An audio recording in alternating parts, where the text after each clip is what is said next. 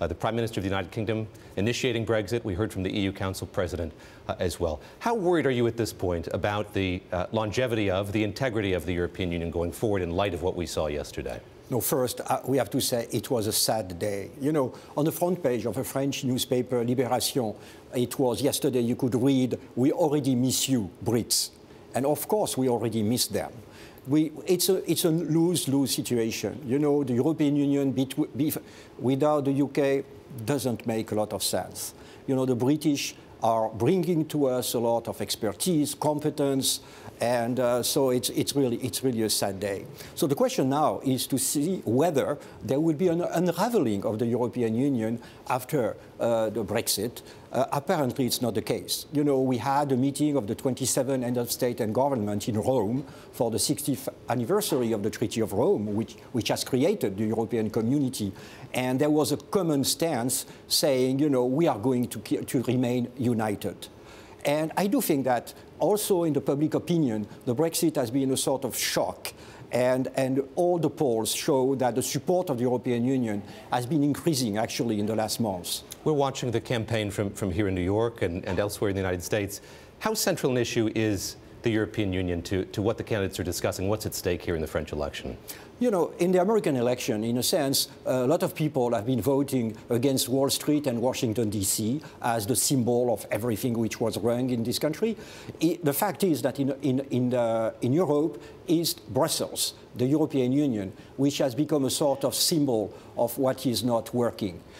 Because, you know, they are criticizing, for instance, globalization. So they say it's because of the European Union that we have opened our borders for the, you know, for the people, for the immigrants. So actually, it's a very hot issue. And in France, the candidate of the far right, actually, Madame Le Pen, has announced that if she is elected, France will leave the European Union and will leave the euro.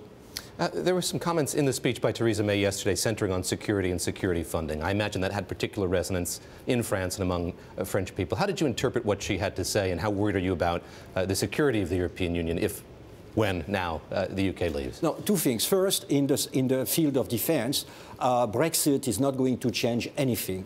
And especially the French, we have a treaty with the British of cooperation. We are very close to the British armed forces, and that will remain unchanged. After that, you know, I am a diplomat, and when I start a negotiation, I'm going to be very disrespectful. I start by banging my chest. You know, really basically saying, I'm not going to compromise, I'm not going to cave in, and even I try to threaten the other side. So I guess the British are doing that, and on our side, on the side of the EU, is the same. But at the end of the day, we are going to sit across the table, and we are going to reach compromise, you know. Your tenure bridges the Obama administration and the Trump administration. How different, or perhaps how difficult is it to navigate Washington now under this new administration? What's changed from your perspective? First, I think people forget that any transition in this country is very slow. You know, really, it was slow in 2009, it was slow in 2001, because as you know, hundreds of civil servants have to be confirmed by the Senate.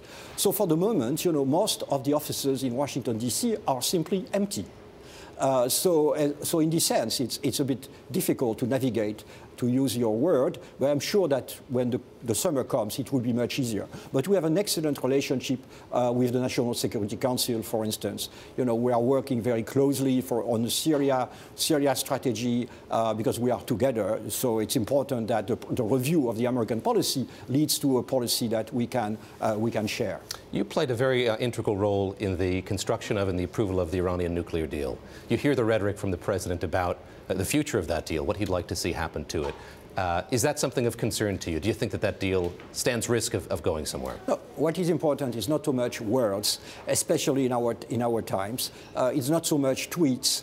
What is important, you know, is what is the policy. And so far, everything we have seen shows that this administration wants to keep the agreement. We have said to the administration from the beginning, on one side, you have the nuclear issue.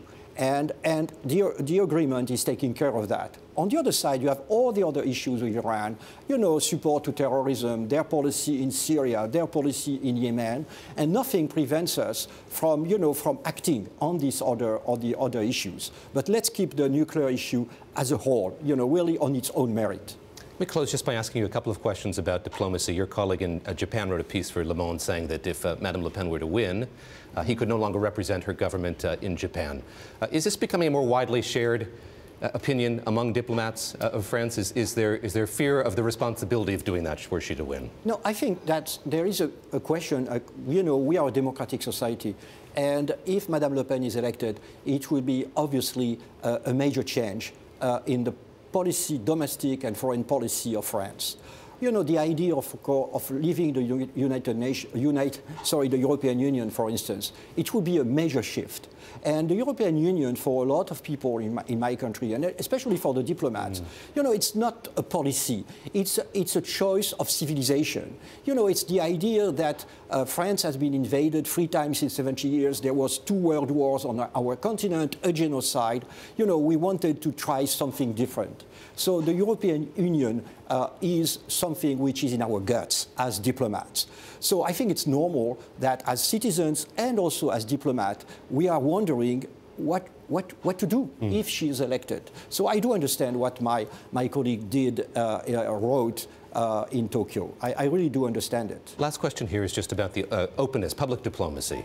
We have a Secretary of State here who traveled to East Asia with 1 reporter on the plane. You tweet regularly. I follow you on Twitter. You have an open conduit of communication. What have you learned as you reach the end of your tenure here in the U.S. about public diplomacy?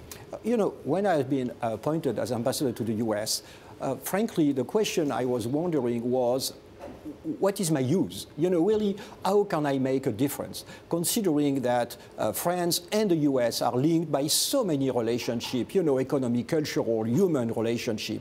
I didn't want to be simply the ambassador giving nice parties in Washington, D.C. So I concluded that in an open society like yours, the best way to go to the Americans to try to explain the French what was France was to go through the social media. But it's also a challenge for a diplomat, because usually a good diplomat is somebody that you don't hear of. Really behind the scenes. Exactly, yeah. Behind the scene, behind the curtains, and usually when you say something, it's a platitude. Really, it has no significance. While if you want to be successful on Twitter, you have to say things. You have to tiptoe on the red lines. So you have to take risk, by the way.